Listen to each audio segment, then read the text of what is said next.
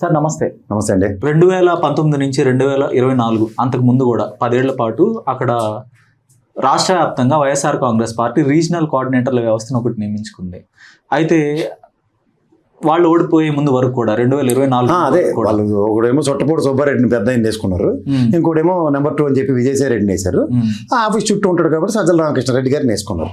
So అందరూ వాళ్ళు రెడ్డిలు తప్ప ఇంకెవరు లేరు. అప్పుడున్న 13 జిల్లాలని ముగ్గురికి పంచి ఇచ్చారు. విజయసాయి రెడ్డి ముంచిన కొంప మామూలు కొంప ముంచలేదు.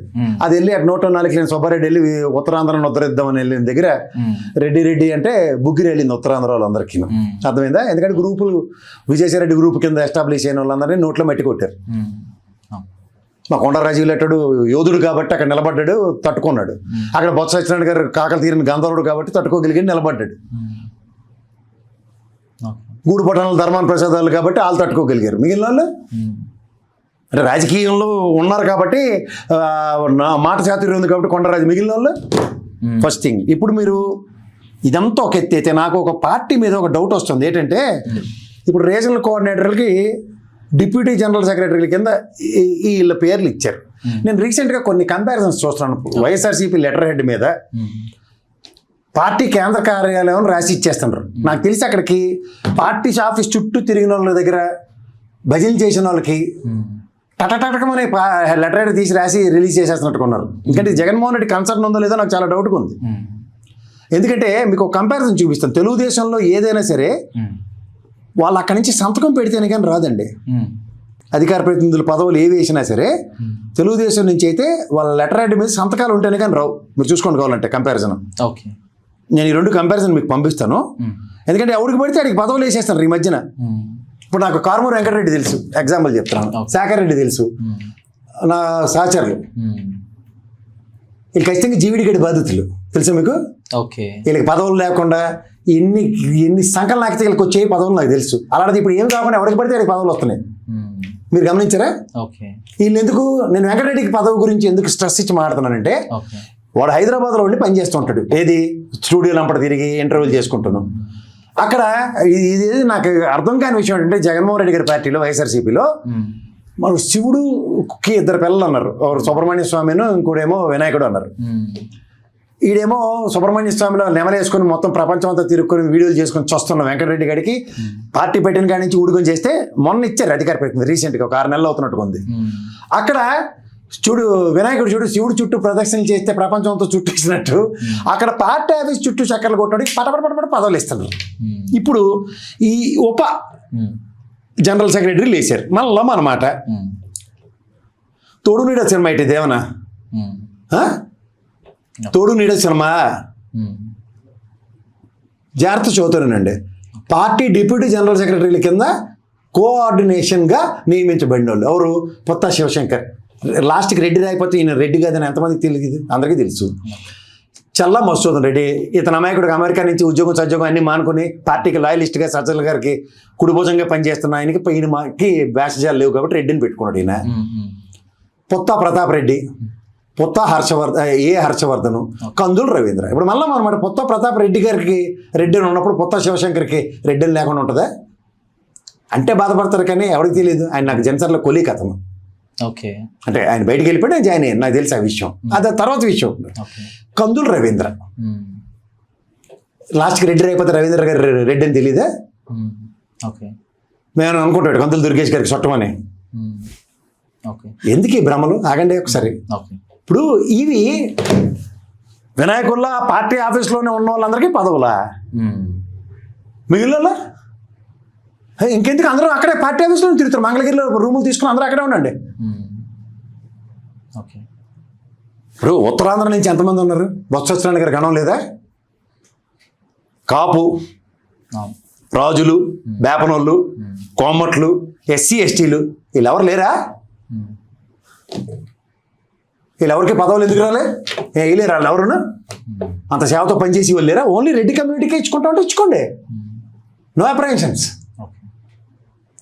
పార్టీ ఆఫీస్ చుట్టూ భజన చేసుకుంటూ రెడ్డి కమ్యూనిటీ వాళ్ళకి ఇస్తామంటే ఇవ్వండి, చెప్పి చేయండి. ఎవరు బాధపడం?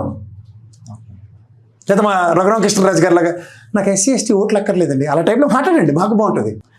పైవచ్చి కుటుంబాలు మరి ఇదే మా పేరు నాని గారు వాళ్ళ అబ్బాయికి ఓటు టికెట్ ఇచ్చినప్పుడు ఆయనకి ఇచ్చారా? ఇవ్వలేదు. ఇవ్వలే కదా. అప్పుడు రూల్స్ ఎలా వర్తించి ఇప్పుడు కొత్త ఫ్యామిలీకి మొత్తం ఇచ్చేస్తారేంటి, కొత్త కుటుంబానికి గంప కొత్తగా రాసి ఇచ్చేస్తామని ఏమైనా పదవులు అంటే చెప్పించుకోండి, నాకేం ప్రాబ్లం లే. ఆ డిస్క్రిమినేషన్స్ ఎందుకు ఉన్నాయి? ఇప్పుడు పేరు నాన్నగారికి వాళ్ళ అబ్బాయికి టికెట్ ఇచ్చి ఆయనకి ఇవ్వలే కదా పాపం. ఆయన ఏమైనా చిన్న ముసీలు ఒరిడి ఆయన, మీరు చెప్పింది కదా. మరి ఇక్కడ కొత్త ఏం సార్ మొహమాటంగా అంటున్నారు? నాకు తెలిసి మీరు మధు గారికి మంచి ఫ్రెండ్ అని. నాకు మధు మంచి ఫ్రెండే. మధు గారికి పదవి వచ్చినందుకు నాకు బాధ కాదు, మొత్తం అందరికీ రెడ్లు ఇవ్వడం ఆక్షేపణీయం, ఖచ్చితంగా ఆక్షేపణ. ఇప్పుడు ఫస్ట్ థింగ్ వీళ్ళంతా పార్టీ ఆఫీస్ చుట్టూనే ఉంటారు, అంటే మిగిలిన వాళ్ళు ఎవరో మీరు గుర్తించట్లేదు. వైఎస్ఆర్సీపీలో జిల్లాల వారీగా ఎవరెవరైతే పనులు చేస్తున్నారో టీవీ ఛానల్ పడి ఎవరు, మా కారు మంచి రమేష్, నెక్స్ట్ చిన్నపరెడ్డి, నెక్స్ట్ నాకు చాలా మంది తెలుసు, రామారావు గారు, ఇలాంటి వాళ్ళు అందరూ నాకు మంచి మిత్రులు.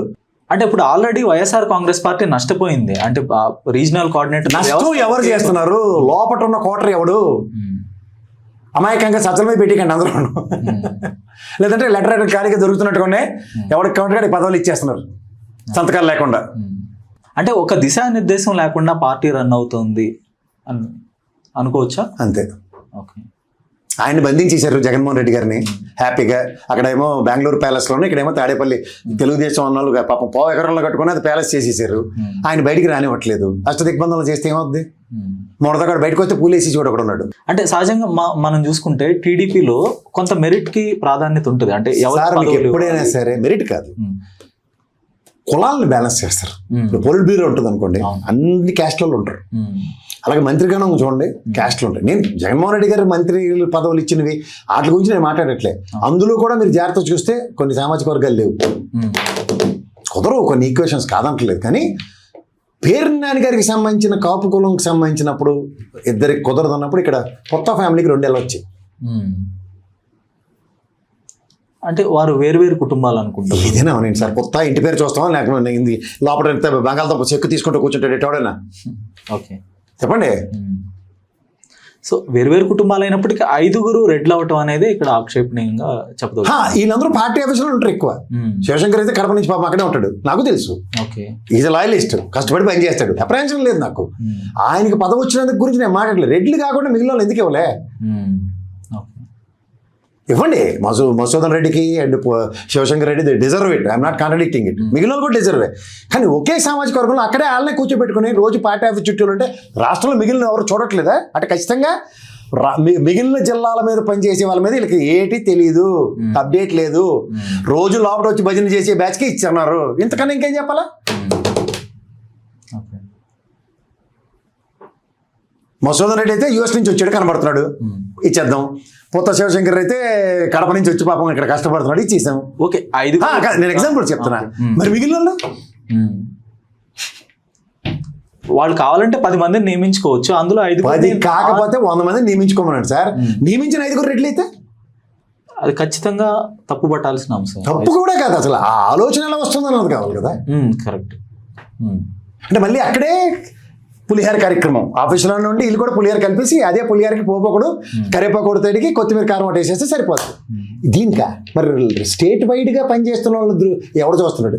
మళ్ళీ ఆ పాత దద్దోజనం బ్యాచనా విజయసాయి రెడ్డి, మళ్ళీ లేదు కాబట్టి సుబ్బారెడ్డి అంటే చొట్టపోడు. నేను రాజకీయ దురంధరుడా? నేను వ్యక్తిగతంగా కాదు, నేను I respect them. But one thing, రాజకీయ చతురత ప్రతిదీ అప్డేటెడ్ వెర్షన్లో లోపలికి వెళ్ళి చెప్పగలరా? ఆఫ్టర్ ఆల్ బాలినేని డీల్ చేయలేపాడు సుబ్బారెడ్డి, చుట్టపాలను డీల్ చేయలేనప్పుడు మొత్తం జిల్లా లేక డీల్ చేసేస్తాడు. నేను అడిగితే సమాధానం చెప్పాలని చూద్దాం. ఇప్పుడు విజయసాయి రెడ్డి ఉన్నాడు, ఆరిపోతే దీపం ఎప్పుడో రోజు గుడికి పెట్టేసి వెళ్ళిపోతాడు. ఆ పార్టీ ఫీలర్స్ లేకుండా ఉంటారు. ఏమండి మీరు ఆఫీస్ అడిచేస్తున్నారు, రేపు రాజీనామా చేసేవాడు తెలియకుండా ఉంటారు మీరు, అర్థమైపోద్ది. మరి ఆ పాట కూడా అర్థం లేకుండా లాస్ట్ దాకా అలా దీపాన్ని ఇలా ఒడి పట్టుకొని లాస్ట్కి పుట్టి ముంచిపోతే కారణం ఏంటంటే జగన్మోహన్ రెడ్డి గారిని బయటికి రానివ్వకుండా ఈ టపాసుపుత్రి గారి లోపల ఇచ్చే దిక్కుమాల వార్తలకి బలైపోతున్న జగన్మోహన్ రెడ్డి. లేదా ఆయన సంతకం పెట్టేటానికి ఏడే వీళ్ళందరూ మనవాళ్ళే కదా. ఆల్రెడీ పులిహార లాస్ట్ టైం కలిపిన పులిహారతో చచ్చాం కదా, మళ్ళీ దాన్ని చూడ్డా అంటే సంతకం పెడితే అప్పుడు ఇంకా గట్టి మాడతాను, ఇంకోలా మాడతాను నేను. అప్పుడు మీరు ఇచ్చిన లిస్టులోనే, మీరు చూపించిన లిస్టులోనే 5గురిలో 4 కడప నుంచి, అది కూడా మనం ఒకటి గుర్తుపెట్టుకోవాలి. అంటే మిగిలిన జిల్లాలు లేవో గొడ్డుపోయి అన్నమాట. సాక్షికి అదే చేశారు కదా. ధనుంజయ రెడ్డిని తెచ్చారు, కడపడనే తెచ్చారు. ఇంకే ప్రాంతీయ ఉప జిల్లా పార్టీ అని పెట్టండి అలాంటప్పుడు వైఎస్ఆర్సీపీ అని బదులు. కడపకే పరిమితం చేస్తా అంటే మొదట విజయమ్మ గారు ఓడిపోయినప్పుడు కూడా ఈ తెద్దునమే కదా, మొత్తం కడప బ్యాచ్ అయిపోయింది, మొత్తం గొల్లి ఎట్టి మొత్తం ఓడగొట్టేశారు తల్లినే.